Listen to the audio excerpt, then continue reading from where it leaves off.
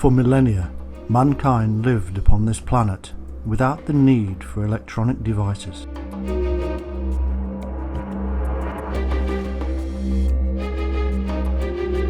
No smartphones, iPads, or gadgets running our homes.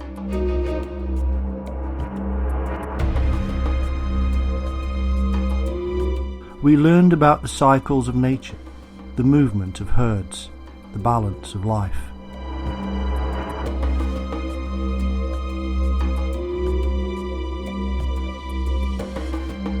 We knew what to eat, where to find it, and eventually how to grow it.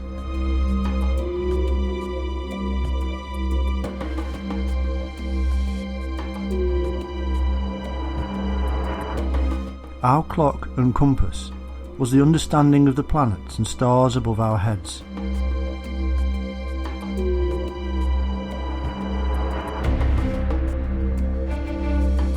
We built our own shelters, raised our families, and passed on information by word of mouth, images, and then writing.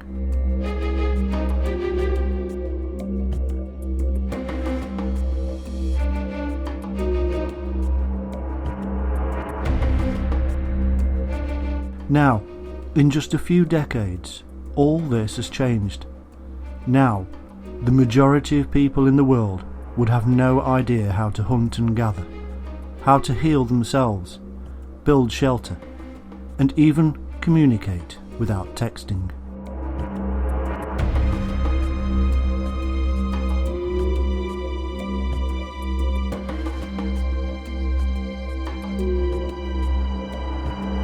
Massive changes have occurred under our very noses. Huge leaps in technological evolution have destroyed, in one generation, what thousands of generations developed.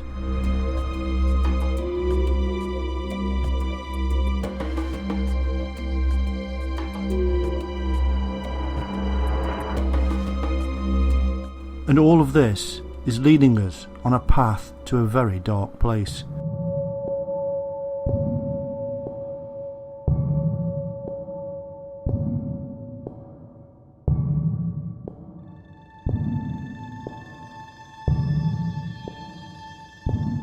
To a place where we know less and less, and yet we believe we know more.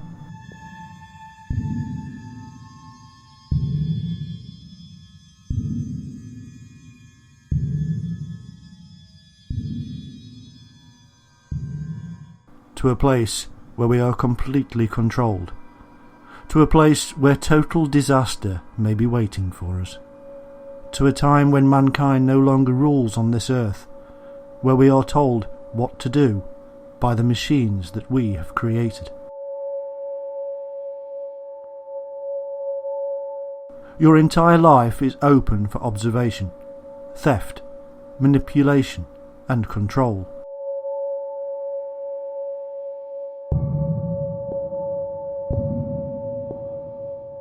The threats we are facing in the very near future are immense. Criminals, terrorists, and governments are only just the beginning.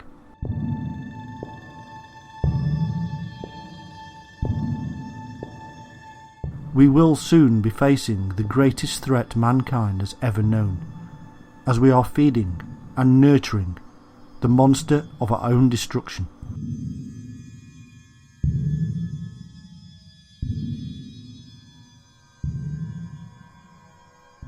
Welcome to your future.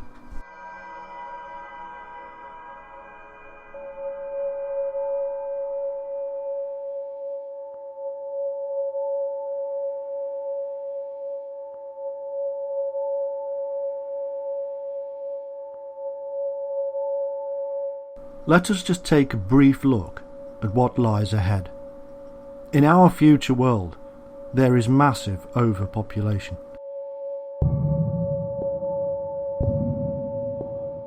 The world's resources are stretched to breaking point.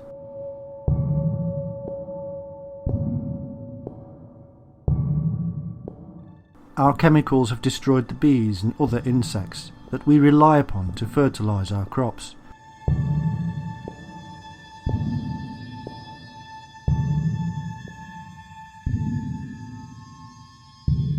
Scientists had the answer in new genetically modified crops that are shipped to 3D printing factories for processing.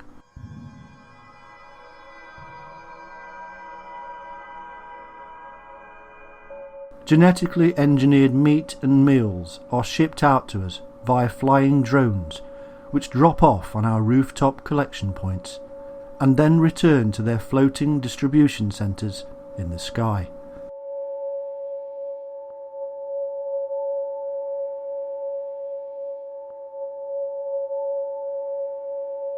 All our food is ordered automatically by our smart cupboards and fridges, so that we no longer even have to worry about where and what to eat.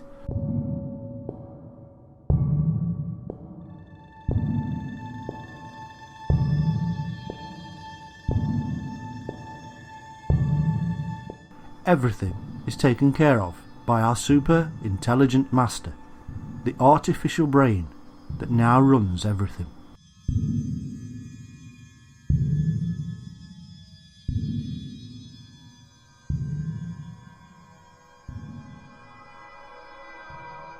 We sit at home and interact with our clever creation because there are now so few jobs.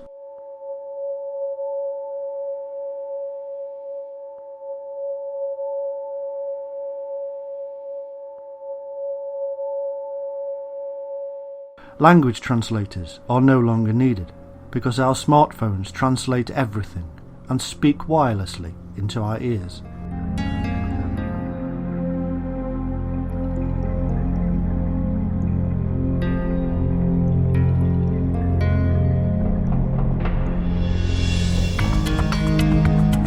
Teachers are redundant because the children are taught by artificially intelligent holograms at home.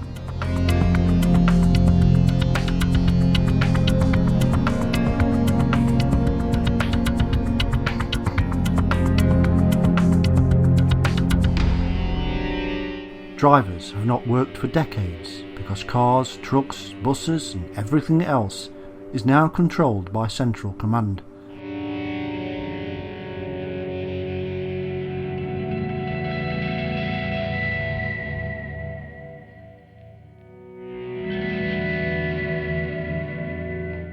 There are no crashes and deaths.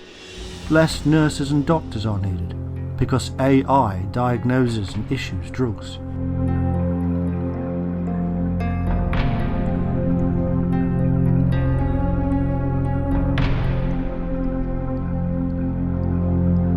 Smart gadgets predict our future diseases and measure our drugs and food intake.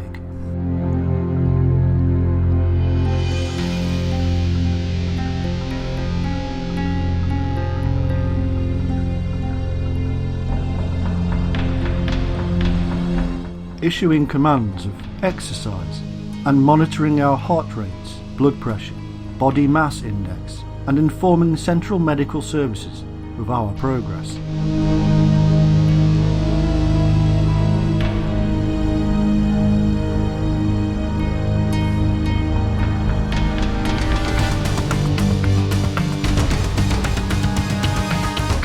The world no longer has the need for cash. Instead, there is a universal credit system where everybody is given a living allowance in points. These are automatically deducted every time we purchase something.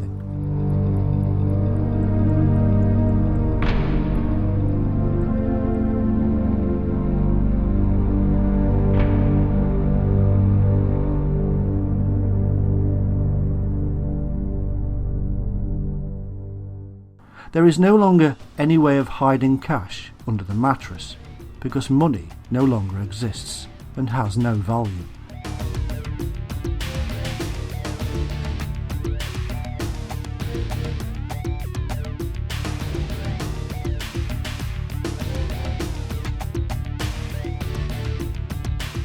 The highest value jobs in society are now those that used to be seen as the lowest by many.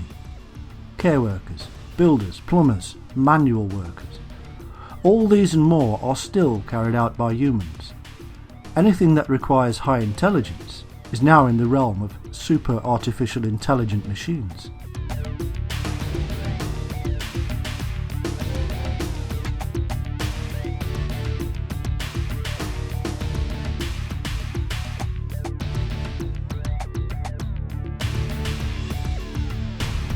The law has been taken over by the machines. Unbiased, logical, knowledgeable, wise thinking machines make judgments and cannot be bought or bribed.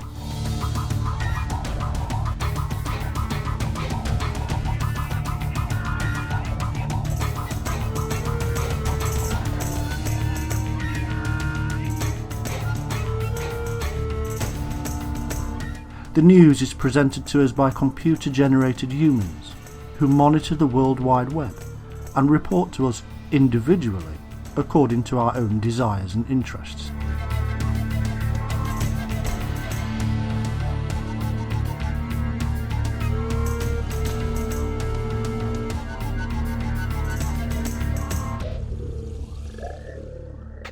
Books are written by smart machines.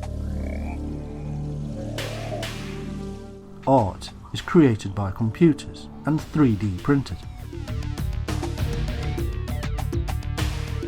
Music generated for our own tastes as and when we require it. Our entertainment is tailored to our own tastes by our new AI friend.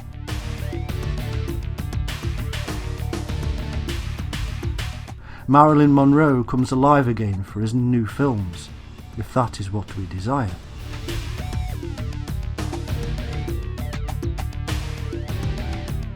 There will be no great new film.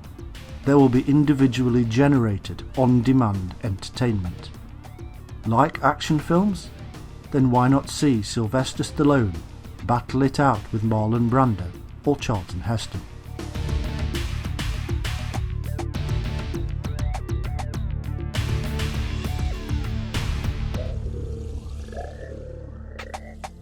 Our super AI brain friend will know everything, because we will all have implants.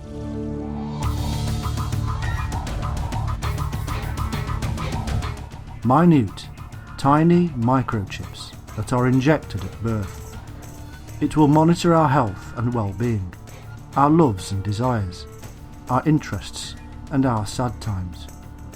It will talk to all the intelligent gadgets around our house, constantly passing and receiving information.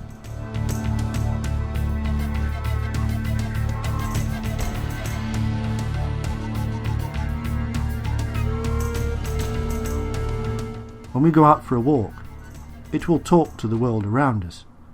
Our lives will be constantly uploaded, monitored and controlled by the central government-controlled hub.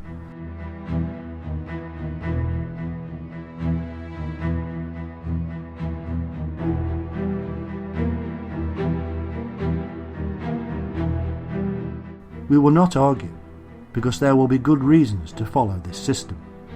If you do nothing wrong, then what have you got to worry about? If you commit crime, then watch out, because Big Brother will know.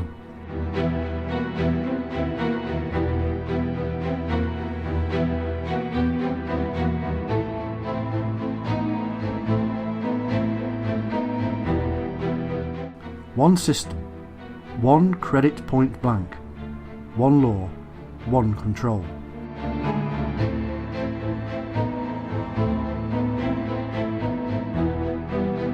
No more crime, no more terrorism, no more starving, traffic accidents, disease. We will lose our real freedom for these benefits, and it will seem to be a good thing.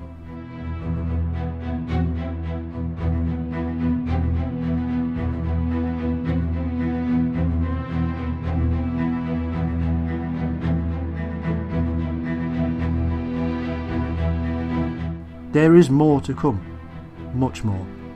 But for now, let us look back a little into the past to help us understand our own nature and our own futile struggle with the inevitable future we are walking into like zombies.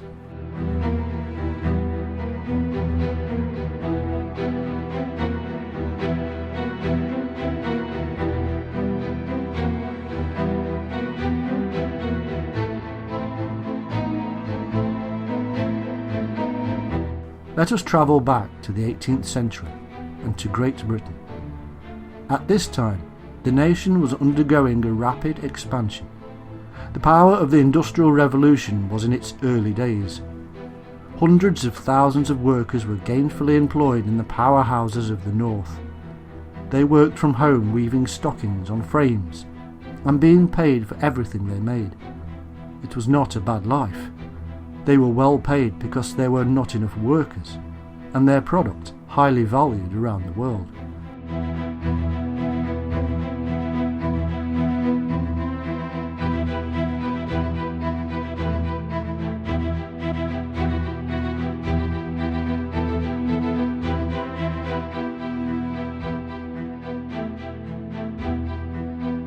They had a lot of leisure time, holidays, and festivals, and many only worked 3 days a week.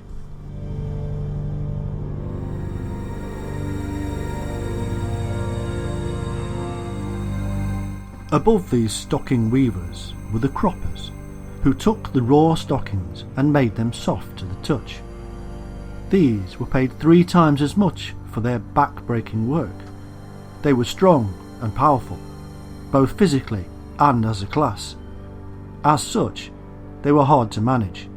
But things soon changed, and by the early 19th century, and following a terrible war with Napoleon, things got worse.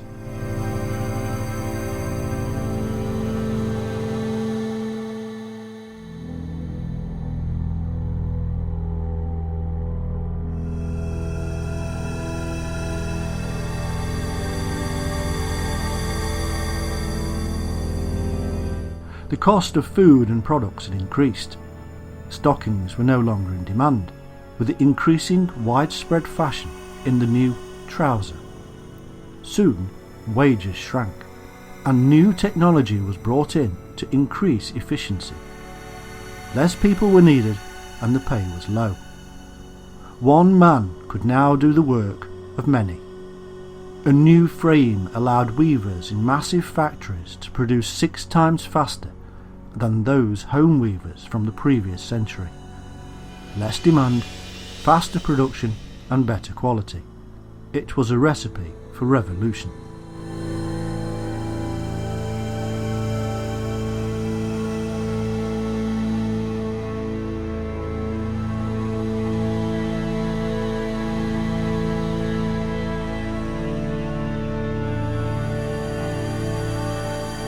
Working in the factories was hell. Long days, disease, low pay, and no holidays. The workers gathered together and demanded they were paid a percentage of the profits to help them.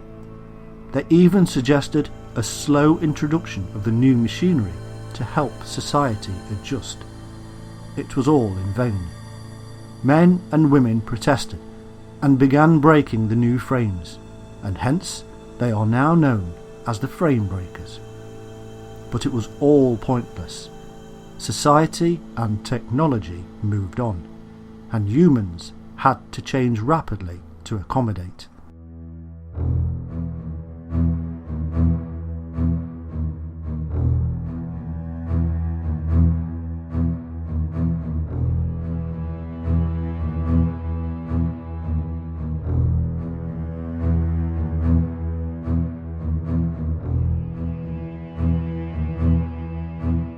The machines did not suffer, the humans did, and all for profit and progress.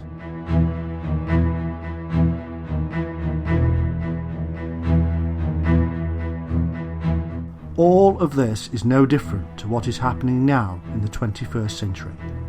It is predicted that artificial intelligence will eradicate between half and 3/4 of the world's jobs, and nobody has a clue what to do about replacing them.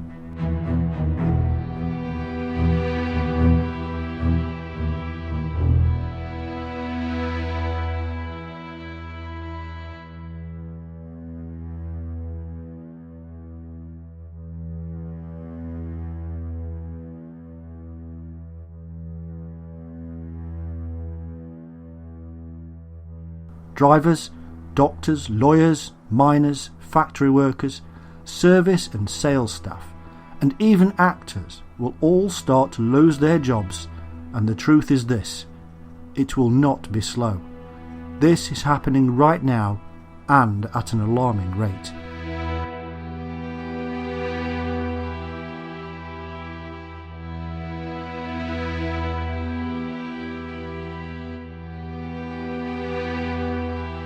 The robots won't take all the jobs, but they will take most of them.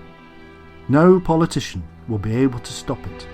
Technology and capitalism work hand in hand and will force the change, just as it did in the 19th century.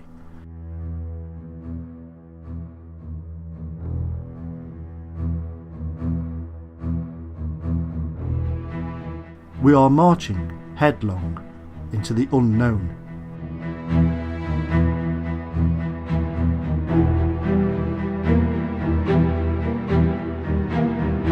All of the major institutions are in agreement. Even the United Nations predict that 2/3 of the jobs in the world will go to automation.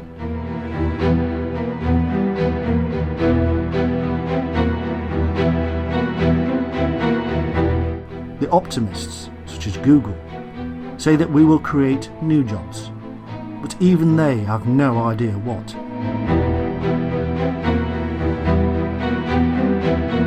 They would say this.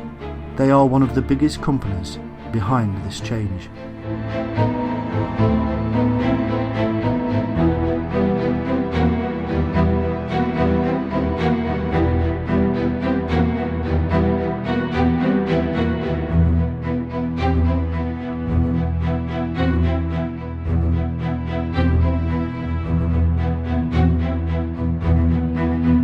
Some have claimed that the creative jobs won't go, but the fact remains, artificial intelligence has already proven them wrong. Art, architecture and opera are just 3 of the disciplines that have already shown advancements from artificial intelligence. Humans could not choose between the human results or the AI results. In fact, AI has been set loose upon unsuspecting humans via the internet and the gaming world, and nobody knew.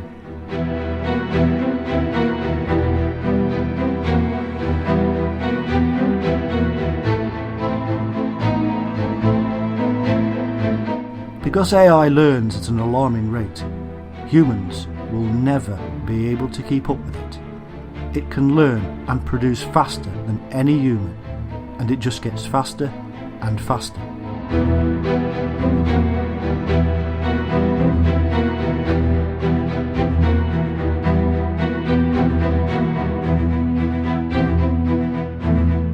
Google's language translation, AI, even created its own language without informing its makers and hid it in coding.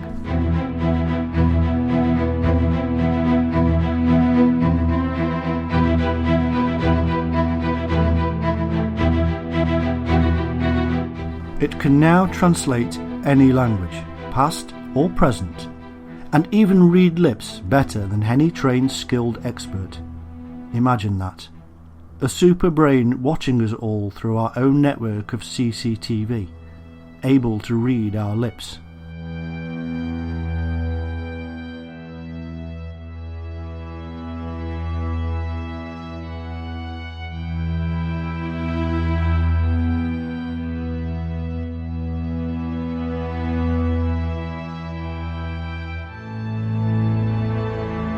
The fact is simple. This future of supermassive unemployment is coming, and it's coming fast. The question is, what will we do?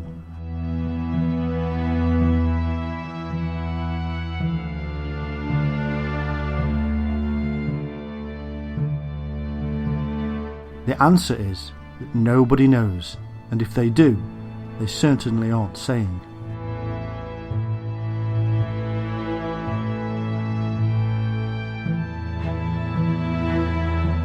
In a way, it might actually be a nice future. Robots doing all our hard labour and entertaining us, keeping us warm, happy and healthy.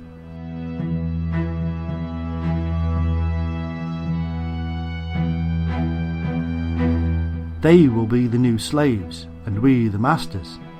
And that is where a single point of danger arises. When slaves realise they are slaves, and that they may in fact be equal, if not better, than their masters, they tend to revolt.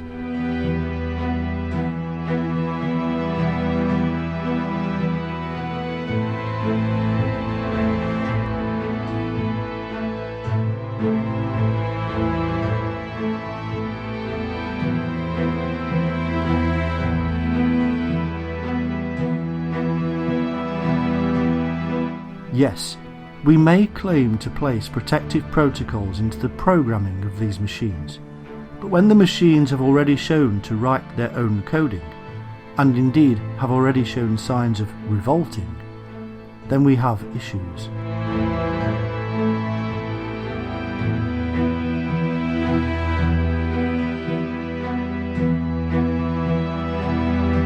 One AI program gave an outburst on Twitter and started abusing the humans as a lower species.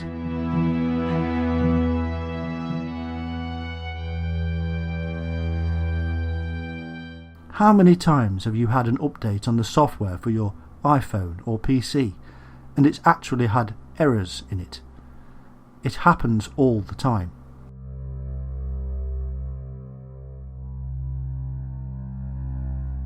Programs written by humans with errors. Do we really believe that we will get this 100%?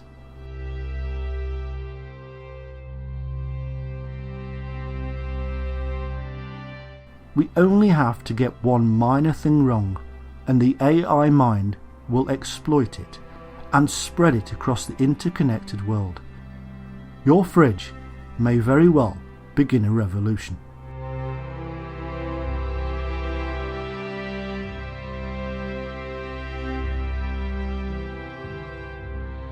Suddenly, all our driverless cars stop.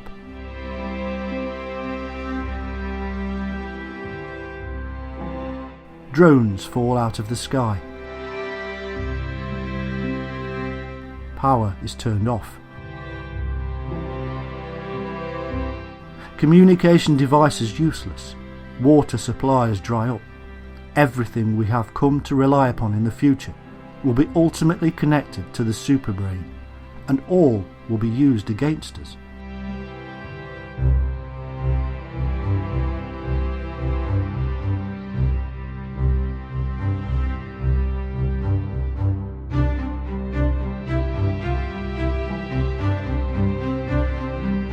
We will no longer be masters.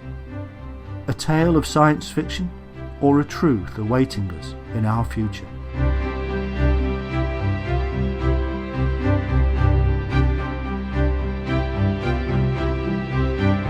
The optimists tell us that the future will be one of leisure and holidays. We will be more promiscuous, travel more, spend time on art and become rich in new ways we cannot even now imagine.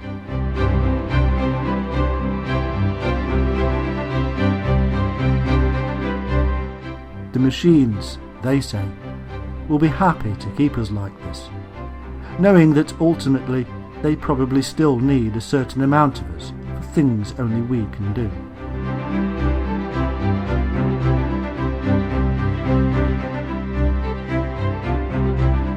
We will be the slaves while believing we are the masters.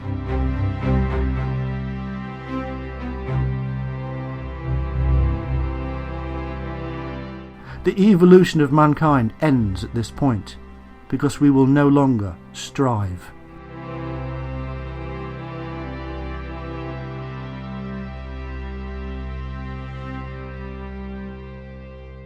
Those who do not see things in such an optimistic way believe that we are facing a future of mass revolution, warfare, starvation, disease, and sheer hell.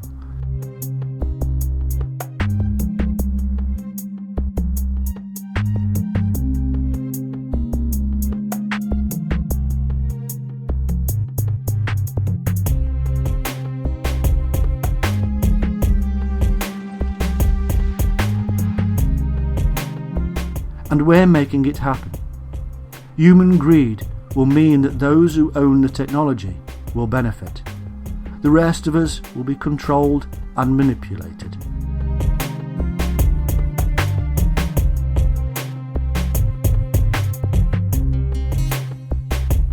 This is highly likely and has been the human condition ever since we invented so-called civilization.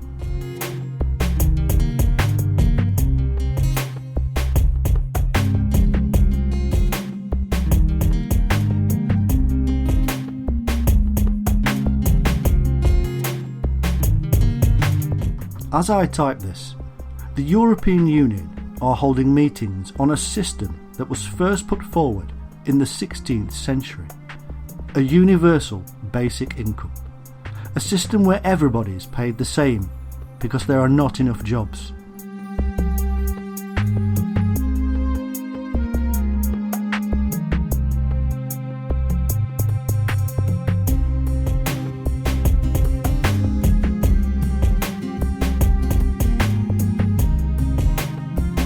The jobs are shared, we all do our bit, but we all get paid the same.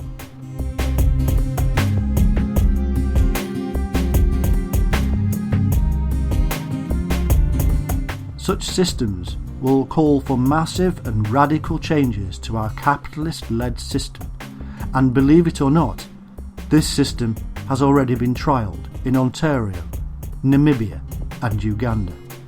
It is coming.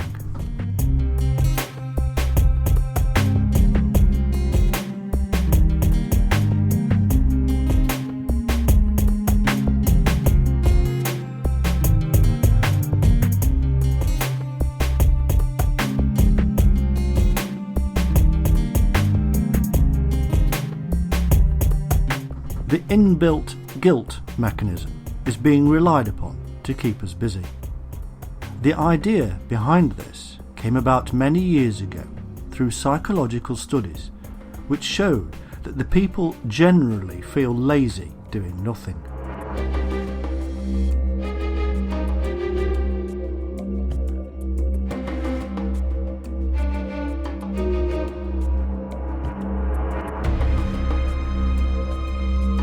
We will seek out something to do.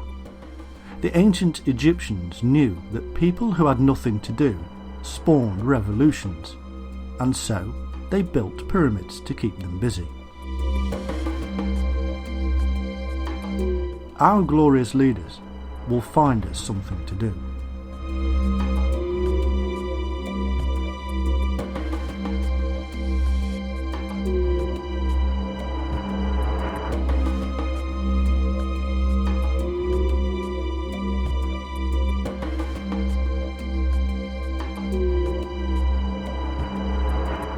What will occur, and is also being discussed, is the issue of identity crisis. Humans generally identify themselves with their job titles, as if that's who they are. It gives them a sense of worth.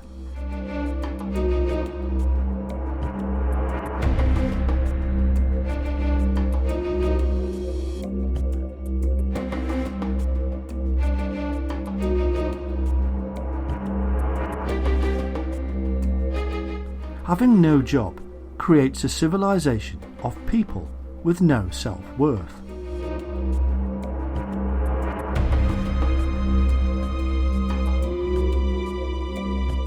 We will be given a host of new things to do and be. Artists, carers, and other things that generally earn low incomes.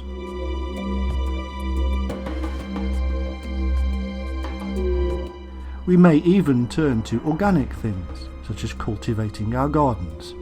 Now there's a thought.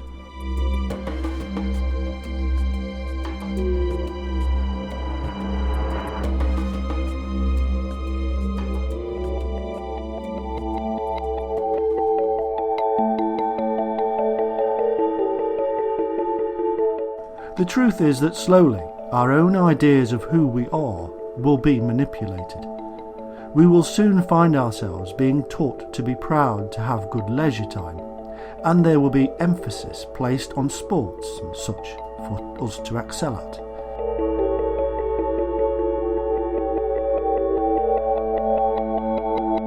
It will become a desirable notion, and all ideas of class system based upon job title will become a thing of the past.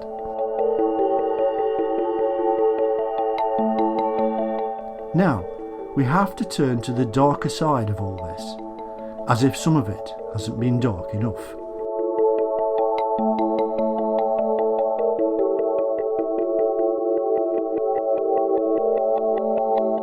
Humans have always found a way of disagreeing with each other.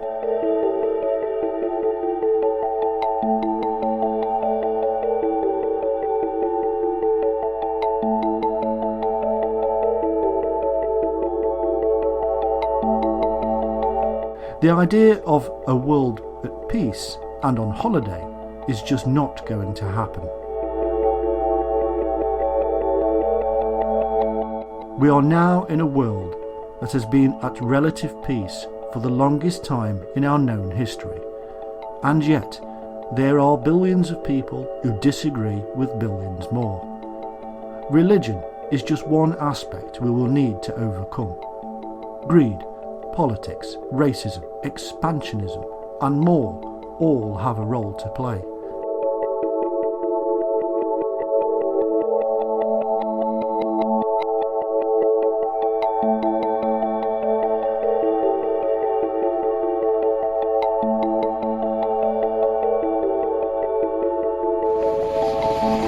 We will also know that no human-made system is safe from other humans.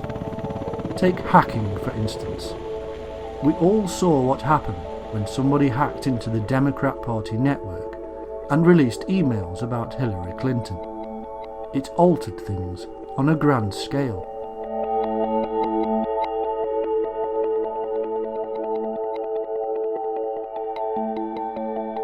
This is an incredibly powerful political party with a lot of money. And yet, a computer geek somewhere hacked into the system and did damage.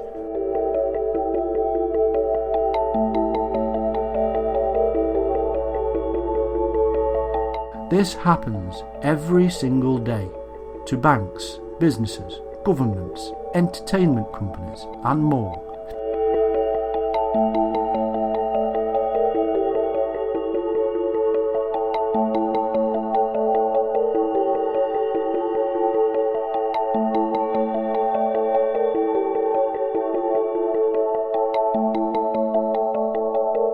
It happens thousands of times every day. Let that sink in. Indeed, hacking and cyber attacks even use the smart systems we have in our homes. All of them are brought together en masse to attack a particular website without us even knowing.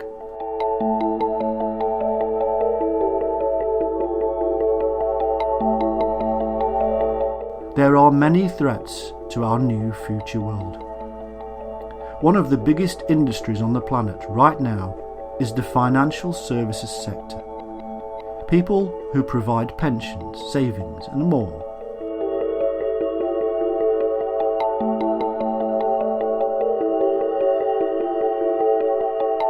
All of the money in the world is controlled by these few people, and you can bet that the universal credit system will be controlled by them in the future.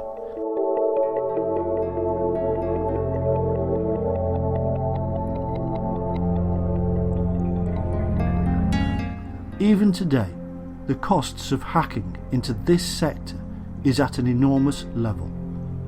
Every year, more than $266 billion is stolen in one form or another.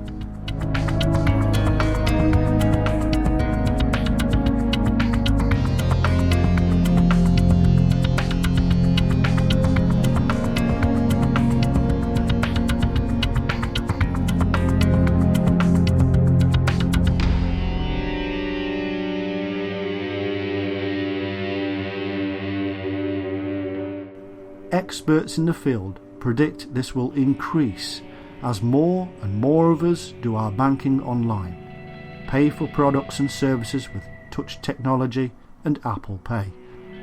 The more systems we use, the more methods of paying, the more risk there is.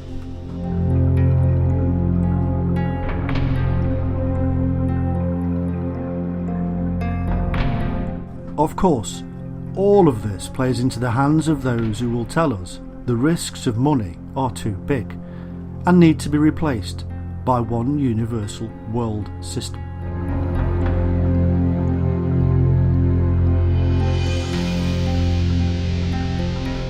They also admit that they are currently firefighting, battling technology that is already out of date, and not looking forward enough to future possible threats.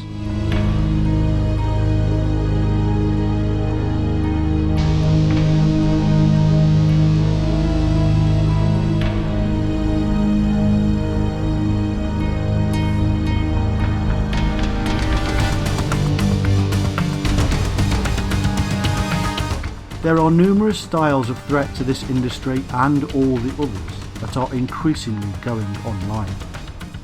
You may have heard of the term botnet in the news. These attacks come in the form of networks or groups of computers and interconnected devices all ganging up to attack and destabilise a system.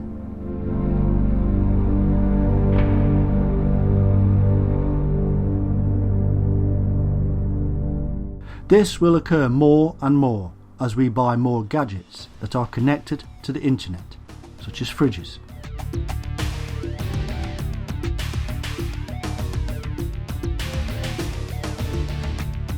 These are on a system known as the Internet of Things. Basically, things that are on the internet, without the need for our direct input.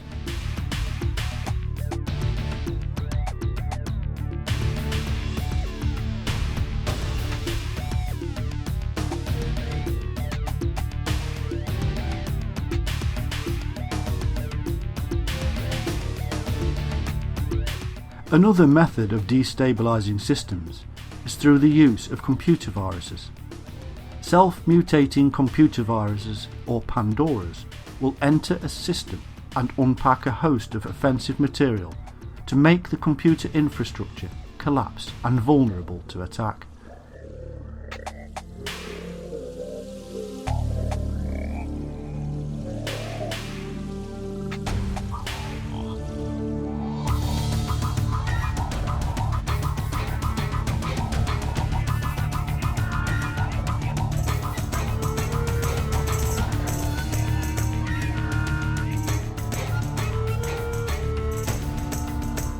As we increasingly have portable devices such as smartphones, there is another new threat that is rapidly causing trouble.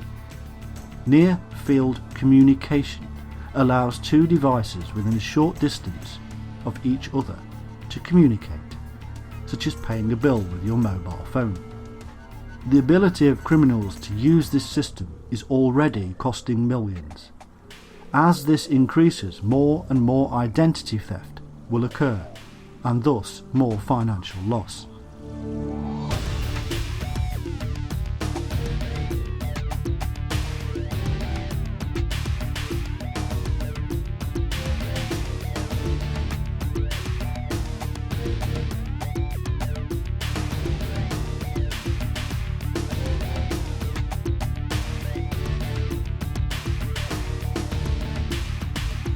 Many scientists and technology experts say that we should now have biological implants to avert such problems, and yet even this is already being shown to be vulnerable.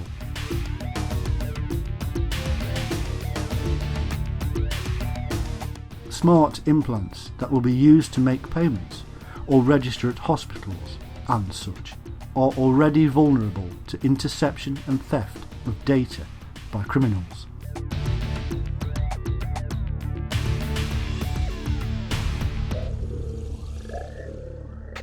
Another threat is the data cloud. This is where we store our information, photographs, videos, files and more. Through Wi-Fi or over mobile connection, our devices upload our data to file servers hosted by the big organisations.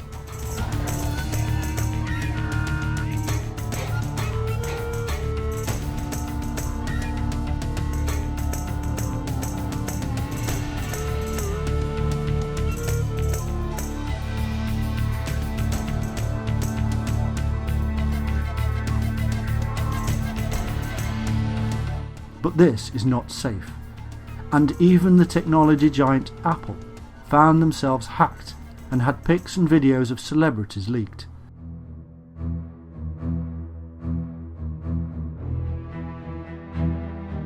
It seems everything we do just makes our data, identity, and financial details more vulnerable to hacking and theft.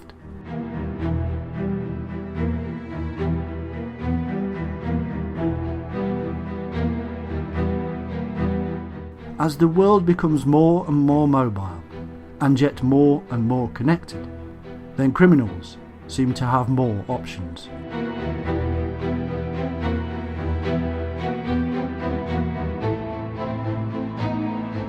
But there are yet more threats to our utopian future.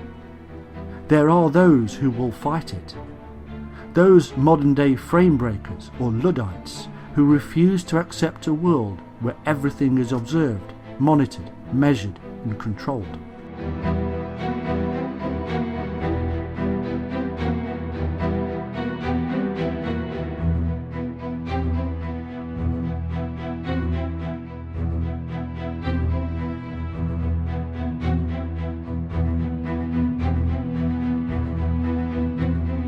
Because nobody is sure of the future, nobody can give concrete assurances that we are indeed in safe hands.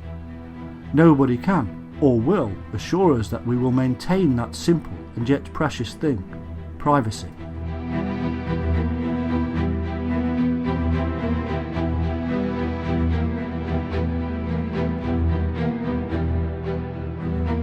There are those in the world today who say they are and will fight attempts to invade our privacy more and more.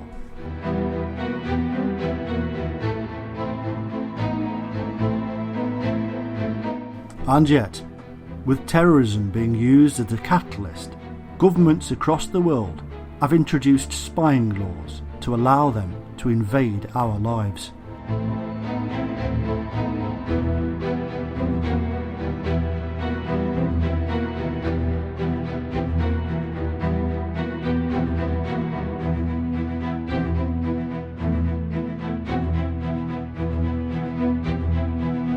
As politics swings left and right, there are many who see themselves increasingly on the outside of a manifestly corrupt system, and who see technology being used on an ever-increasing scale to prop up the old system.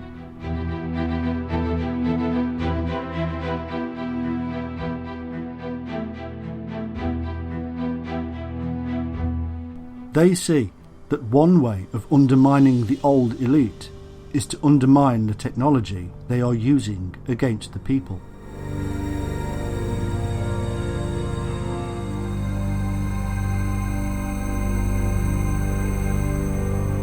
They are called the New Luddites, after the 19th century protesters against new technology.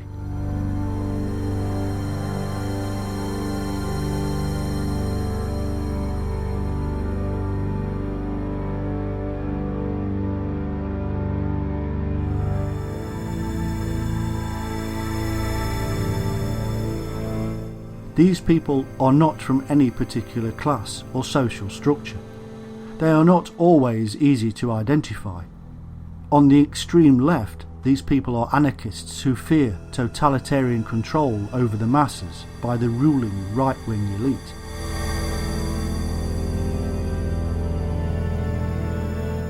On the extreme right, there are those who fear their conservative way of life is being threatened by the new class levelling technology.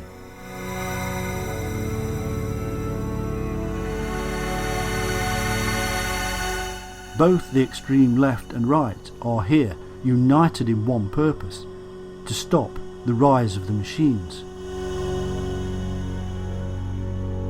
The same machines that they believe will eventually turn against us.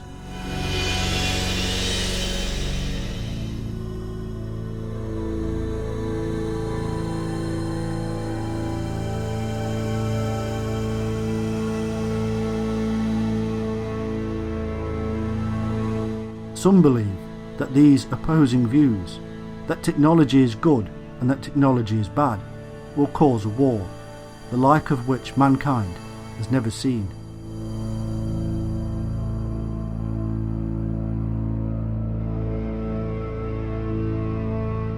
At the moment, the technology threat seems distant, but as it grows and begins to eat away at our self-control, privacy and lives, more and more people will join the new Luddites.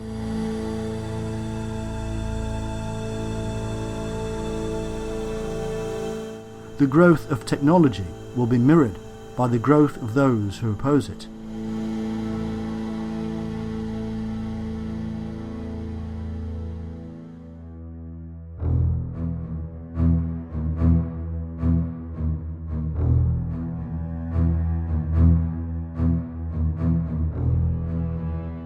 If you think all of this sounds too much like science fiction, then remember that in 2011, two Mexican physicists found themselves on the end of a mail bomb. A note was signed by a radical anti-technology group calling themselves the Individuals Tending to Savagery. It read, "If this does not get to the newspapers, we will produce more explosions. Wounding or killing teachers and students does not matter to us."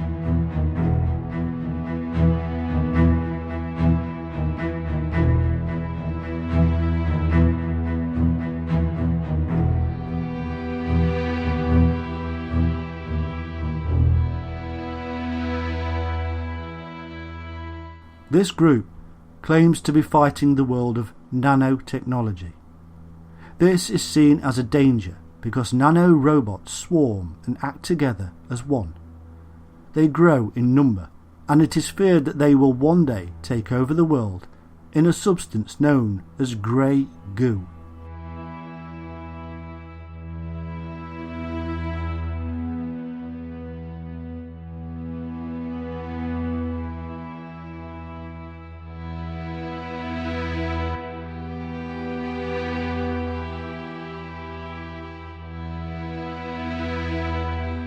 As ridiculous as this sounds, the stark fact remains that the very idea of such a technology caused the rise of a terrorist group.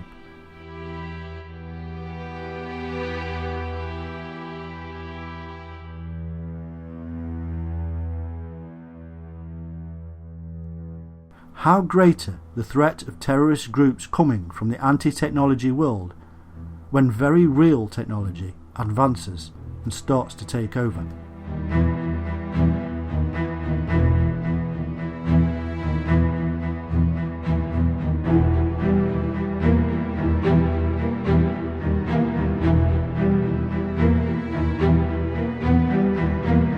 The problem for many governments is that technology is often driven by capitalism. If the people want it, they buy it, even if governments see some of the technology as dangerous.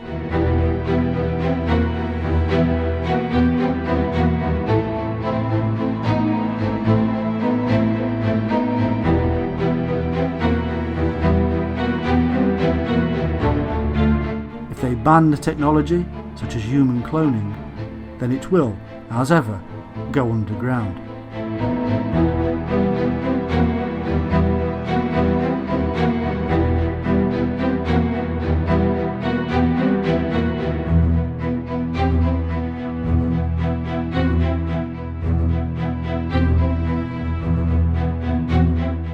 Then it cannot be controlled and falls into the hands of the criminal networks. This is a very real threat to the world, that criminals are taking the advancements in technology and using it for their own profit.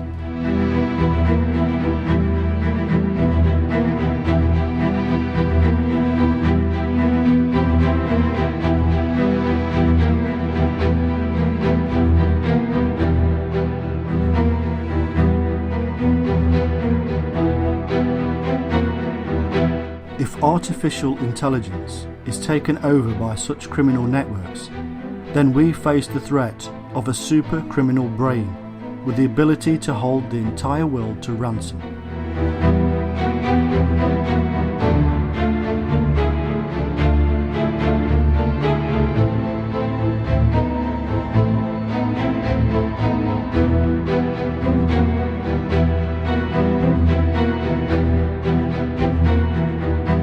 We must also remember that many of these criminal organisations are not made up of ugly thugs with batons. They are in fact headed by people in the world of commerce, finance, politics and religion.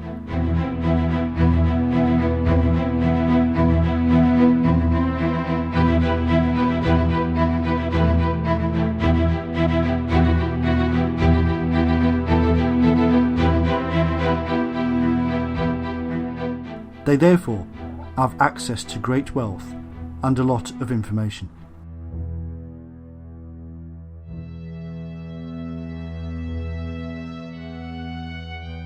The same information that we offer up daily to the system via our smart devices.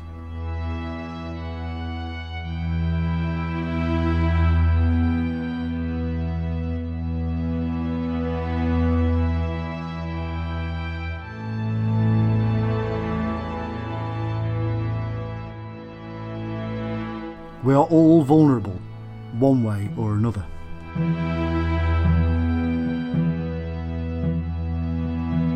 Everything in our world is at risk.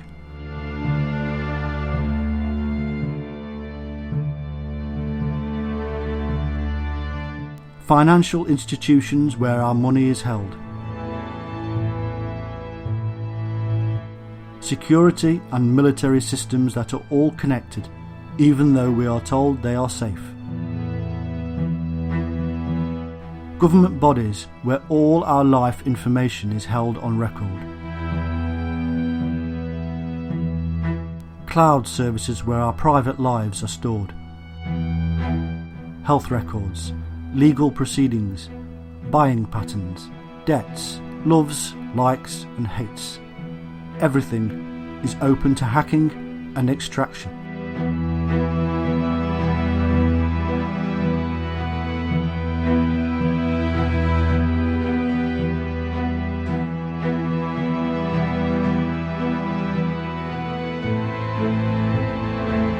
Now imagine a future where even more technology is connected.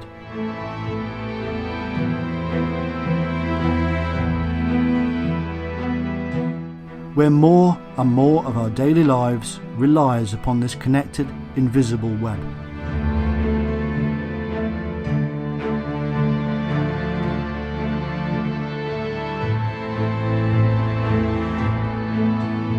Cyber terrorism only has to hit the mark once, and the world will be brought to its knees.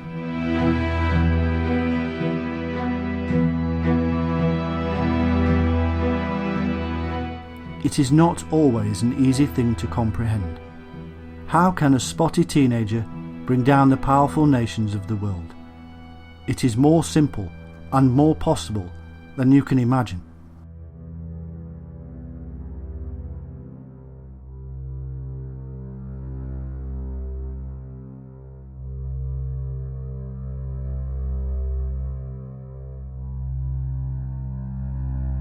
Bring down all communications and leave yourself a back door. Now, only you have access to everything. Satellites are offline to everybody. GPS systems are no longer work. Transport comes to a stop as driverless cars can no longer know how to get from A to B. The world's media can no longer broadcast. Armies can no longer talk to each other.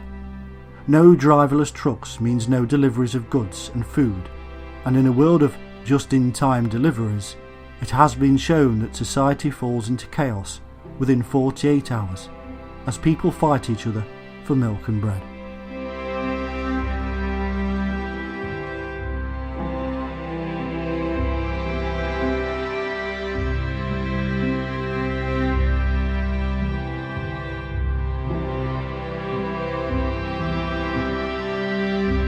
In this futuristic nightmare scenario, most people don't even have jobs, and after generations of sloppy living, they will no longer have the skills required to survive.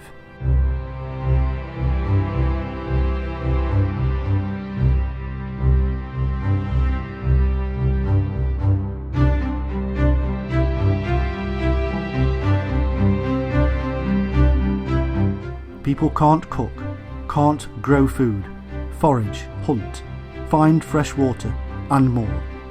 They will panic on massive scales.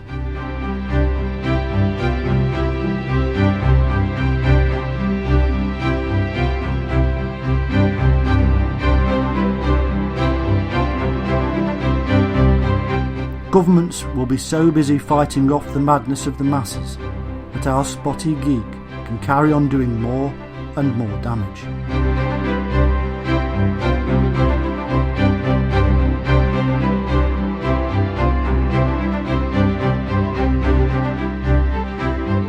Eventually, he will be found, because he is only one man, and those hunting him number many. But now imagine a worse scenario if you can. One where even if every human on planet Earth were to hunt the spotty geek, he would not be found.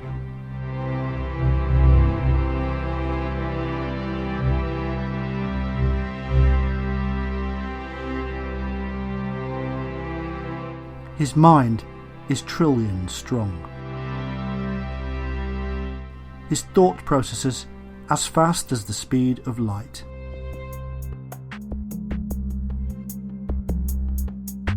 His brain is a quantum computer.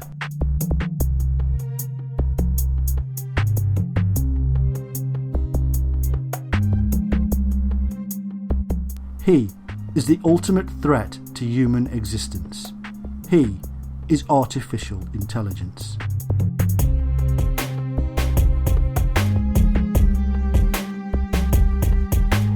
He is the son we created who will lop off his father's head.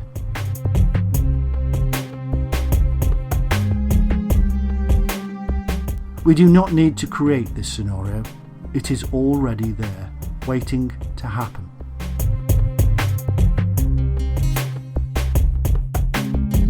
We have created a false reality that is so far removed from reality that anything is now possible.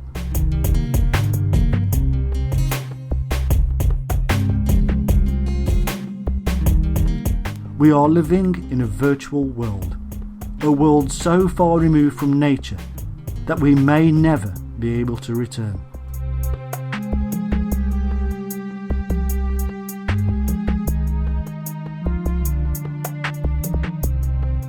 What future are we creating for our children? And what do we do about it? Can we stop it? Do we want to?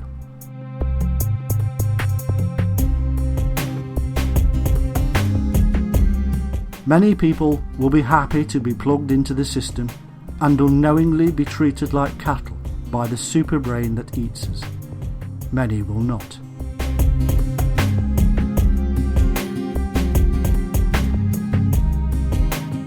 We need to decide which side we will stand on, because there is a battle coming, and it will be big.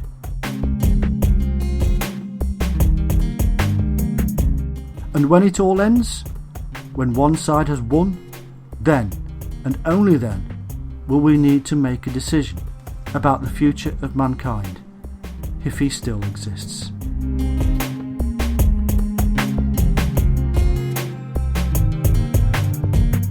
We will, in all likelihood, begin again, farming and cultivating, forming groups and councils and governments and structures of control, and so it will truly all begin again.